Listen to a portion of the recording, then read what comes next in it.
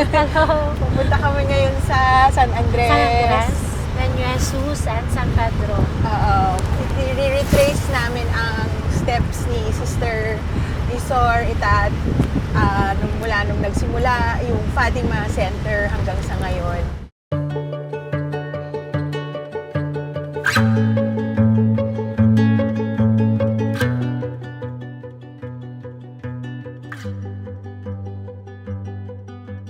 My mission ako sa Negros.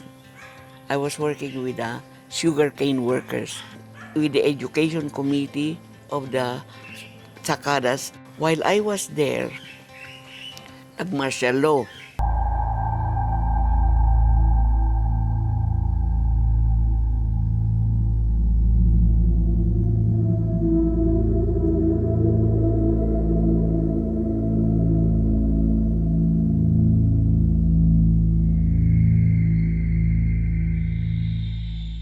I was listed in Negros because that time I was working with the National Federation of Sugarcane Workers, which is a very subversive organization.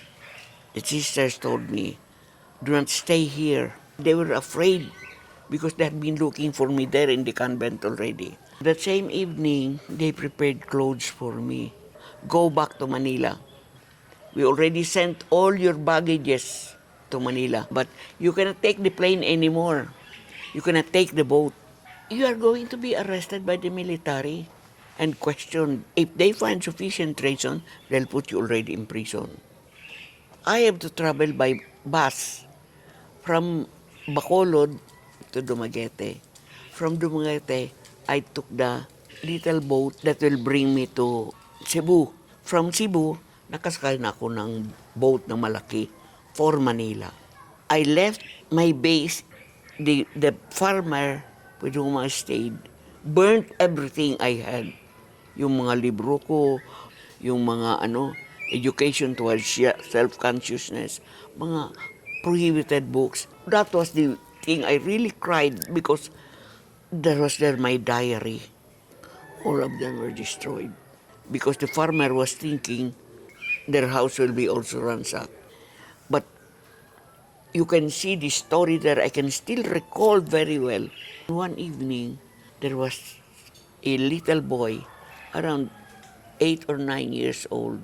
Sabi niya, Sister, ingon ni Mama kung pwede raw ikaw magpunta muna sa amin. Pagdating ko doon, the father was agonizing. Kaya bumili pala siya ng malatayon yata or what. Because he has already experienced what it is to be a sakada. And he has no choice but to join again the sakada because his wife was very much in need of money. Iyak ng iyak yung asawa, sabi niya sa akin, Sister, nag-suicide siya, Sister. Dinadasalan ko ng Our Father. Hawak ko yung kamay. Nagtitremor ba? He still wanted to survive. Pero no more. He died that same day. That was a very big trauma for me because I was not able to do anything for him. And that forced me to be more and more concerned with the poor.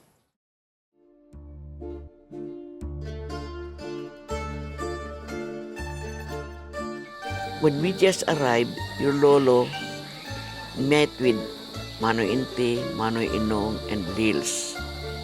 Sabi ni Manoy Inong, then, grabe yung record mo. Ang dossier mo ganito nakalapat sa military. Sabi man ni Manoy Inte, ang nababayad mo kadakal kito na ako na unknown coffin is found along the highway. Baka sa daaldo maaari na ikakan. One sabi ni Papay, kung gusto kang magtrabaho sa mga pobre, sadi iri ka kadakal man ka mga pobre. Pay, tulong rason ang ata aba ko sading bumalik. Number 1, baka sabihin ka mga tao, political agenda ngaya ito, tangani ngayang maging popular ana de Lima. Number 2, kin ika nagpapadi, nagmamadre, kadakal ka mga perks na kumo. Bigayat ka na ko sa trabaho. Daman ako kikatatraong trabaho, tako nga ni ida man trabaho. Number 3, I don't want to be pitied. I don't want my brothers and sisters to pity me as someone who is to be in great misery that I needed to be helped. Because this is my own choice. This is my own choice. Ano sabi ni Lolo mo? So that you will not beg, I will give you 3 hectares of land. So, binigay ito. Ang problem na naman, where will I get the materials to build a little house? Wala naman akong pera. Tamang-tama, magbakasyon si Manoy Maning. Maning, pwede mo kaayat sa bamboo. O sige, get as many bamboos as you can. Pero di ako mag-take care ka na transport. But, alam mo, Day, wise naman ako. May mga truck bagay yung fisheries. Iyadabas ang ngayon problema. O, sige ngaya, paakot ko. O, mga out of school youth. Tabangan ninyo kami, mag-ibog kita sa cottage. Da problema, sister. Kung saan din da kami arigi. Sabi na naman ako, barangay. Sira mismo ang nagbutang ko arigi. Pero da paatip. Sabihan ko naman, hindi, payat man sa nipa. Painunon mo na naman. Sa iba ate mo naman sa to, little hall. Magmitingan ba sang namo, kinako ko mga meeting ka, mga barangay. O, sige, parang nipa, kaipuan mo. In 1 week time, ako na kami balay, pero dasalag. Doon na kami sa nag-meeting. Dumating man itong si Pio. Nabutangan niya sa first flooring, tapos nalagyan namin ng kwarto. Sinabi ko, sana I can have a little tabernacle where we can also adore the Lord in the evening after mission. Sister Pilar, mayroon doon. Sabi niya, ibigay ko na yun sa iyo. Before we go for the mission in the morning, we adore the Lord. In the evening when we come back, we adore the Lord. From the highway, may river doon na kinukross. Until that river, sometimes it takes me around 45 minutes. From that river, up to Niño Jesus, it takes around 1 hour and 15 minutes. I was having my classes with the tribals. We don't have supplies. Yung ground na ganyan, doon kami nagre-lesson. Pencil, bamboo. Nakikita yan ninyo. Yung mga houses ng mga lowlanders, parang bubomba. Butangan ninyo sa arag ka di amo yan letter A. They will really enjoying. Arga de darong kamote, kawiya di. Ba, another A, aba. Kung kayo butangan tapos bata ka, ito na ang letter ka. Paglarihan ito natin ng A, aba ka. Ito na, start the discussion. Unwa aba ka, makayunan sister, anak buhayan na mo. Sa iba man, ba ako magtanong sa aba ka? Kada kalusan ng perwisyo ka, panahon mo, daman na kasi iton makukuko. Ito yung yung Niño Jesus, sabi ni sister, ito yung pinakaunang pinag-missionan nila dito sa Iriga. After nung mag-transfer sila dito ni Sister Lazada sa early 1970s. At dito nga na-meet niya yung pinakaunang clientele ng Fatima Center na si Manay Ingo at yung family niya.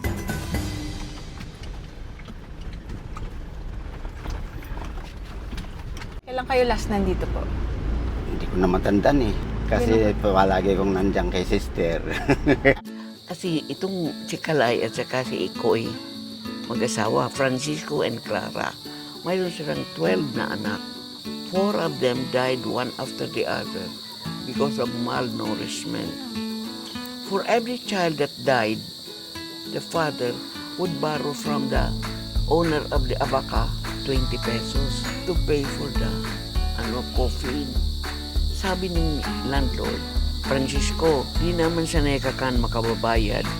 Maray pa ito na igin mo, patabangan mo na as houseboys and house girl. Supposedly, after they have paid that, they will already be sent home. Dapat in 2 months' time, tapos na.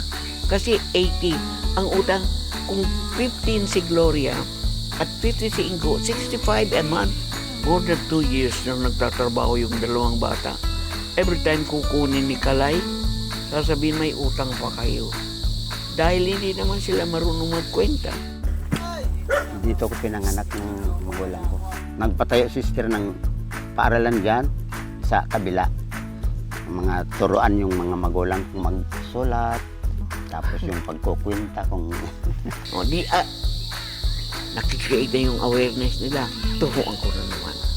Sa martial law, mayroon mga referendum. Magtanim tayo ng kahoy, yes or no. Ang gagawin nila, kung may friends sila sa mga lowlanders na marunong magsulat ng pangalan nila, isusulat yung pangalan nila. Anong katumbas niyan? Isang piling na saging, kamote, vegetables, makaregister sila. Pag magbubuto naman ng yes or no, alam mo sila, ano ka yes?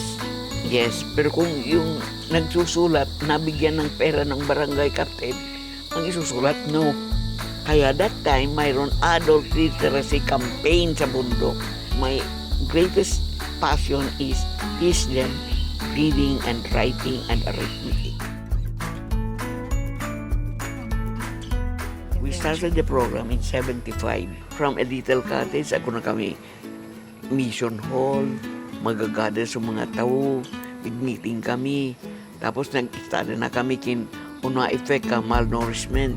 All of this, we are tying up with the government program. Out of the 110, only 25 were normal. Pag-meeting na naman namin, sinabi ko, ano, isiniyo kin, no, kada epekto.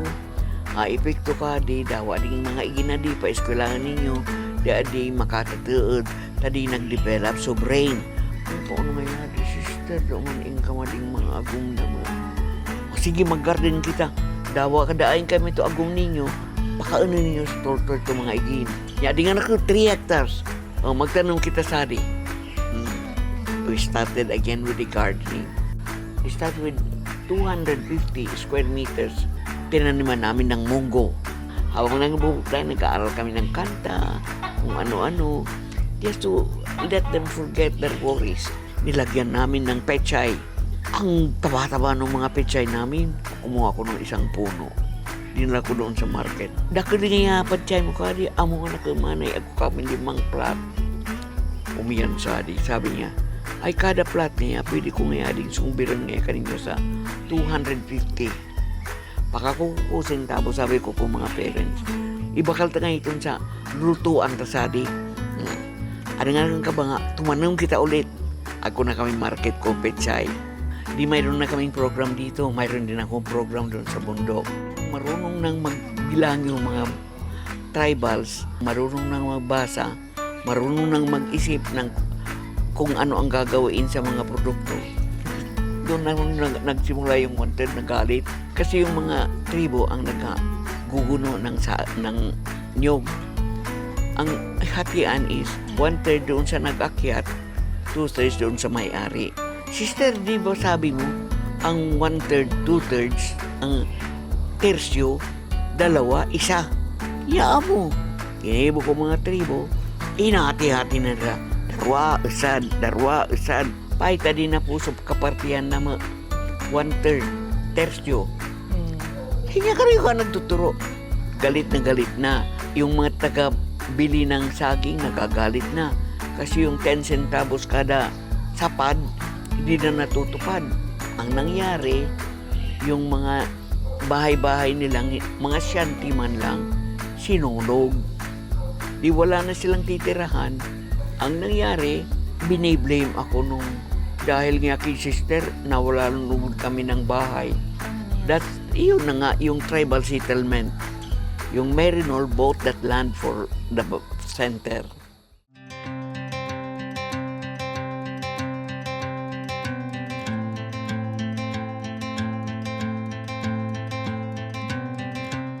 Inipon kami para mayroon kami mga haharungan, tugdukan ng harong. Yung magulang ko, naging estudyante nila, pinaaral nila dito. Kami, yung magulang namin, natulungan na nakapunta kami dito.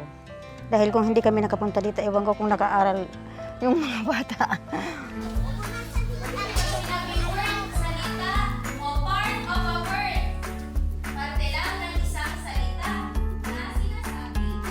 Doon po ako nag-aral, doon nahubog ang aking pagkatao.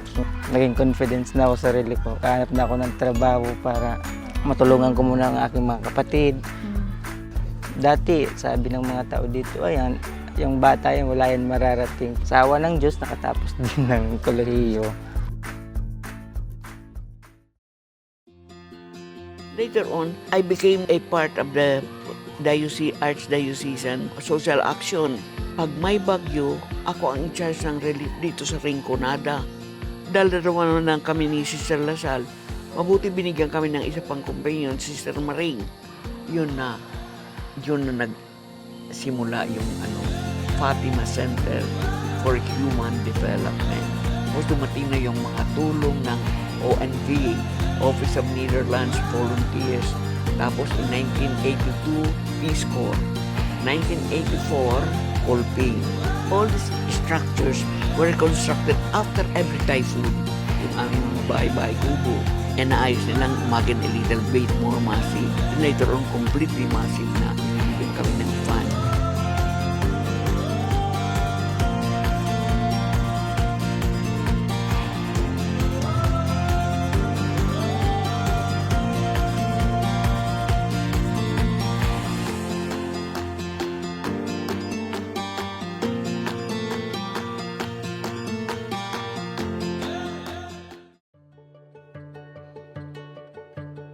This school was initiated because of what happened with our children here.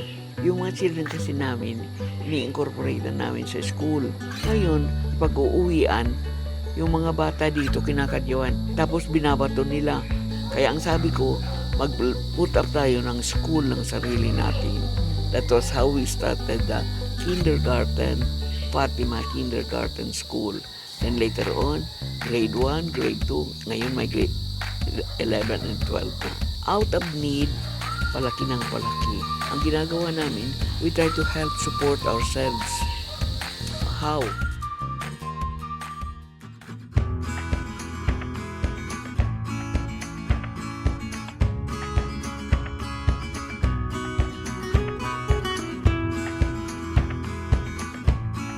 Hello mga kaparmhan, ito po yung ating mais ngayon, pangsigang na sili, may kamote, may talong. Ilang hectares itong minamanage mo?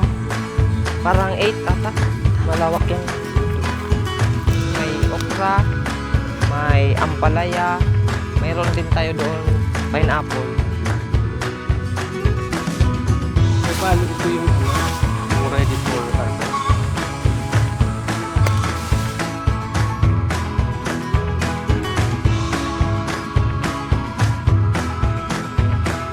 May baka, may kambing dito sa loob. Dati naka-open lang ito. 2 beses na kami natake ng ASF. So, dinagyan namin ng fence.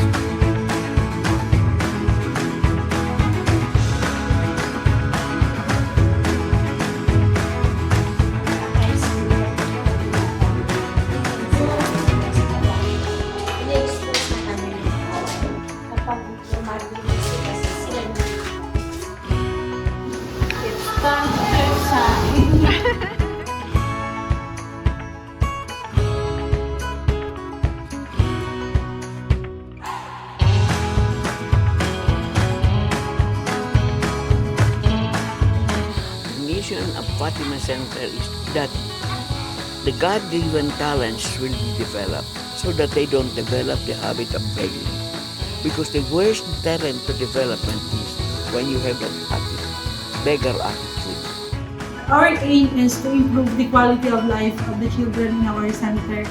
So we're the one in charge with the whole aspect from physical, spiritual, emotional, everything. Trying to support the children in their social functioning because that's how important their role is in the society. So this world will be a better place to live in if we have the children that knows their potentials, knows their strength, and how are they going to use it to have the quality of life they deserve.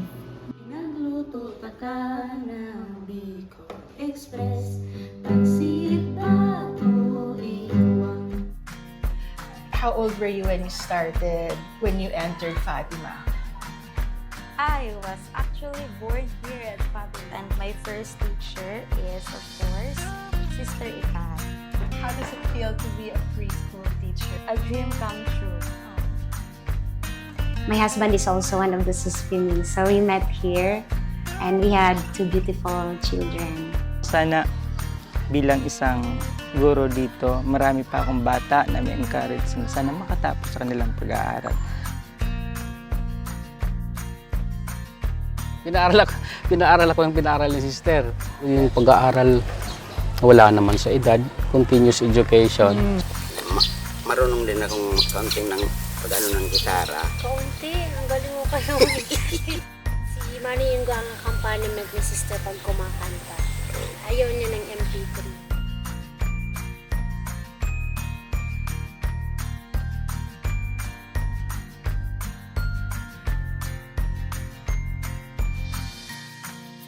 My vision is that the sisters will be able to continue to express the compassionate Christ to the poor, the deprived, the oppressed, and the exploited. Mahirap naman talaga po mag-mother.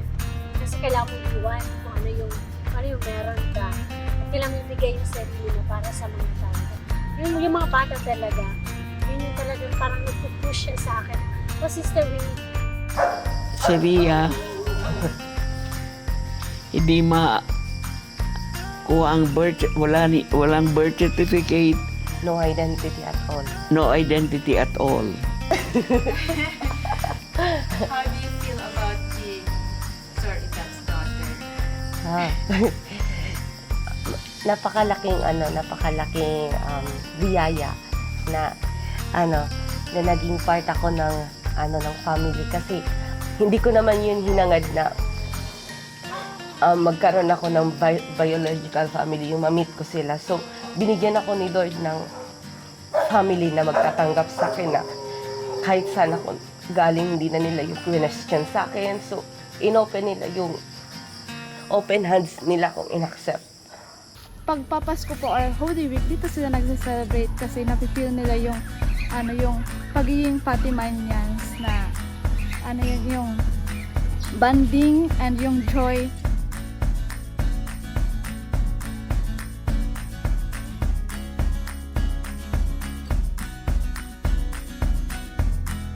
Kapag pinagpala tayo, is parang gagawan pa natin ng resort dito sa ating farm. Of course, for Fatima to be a university. Tulong pa rin ako dito sa Fatima, kahit paano, kahit matanda na. Thank you for choosing me and for trusting me that I can do this. I'm praying for another 50 years. Yes. With still Sister Itat, live and kicking.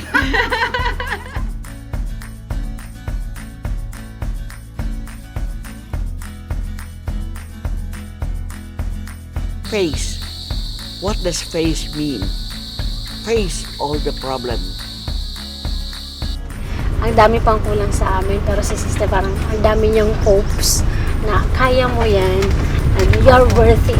Number 2, face means will give a new face, uplift. Pag nakatapos ako, gusto ko na dumating yung panahon na ako na din yung aasahan. And number 3, faith is what? Faith is not giving up. I can climb this mountain. I can brave the storm.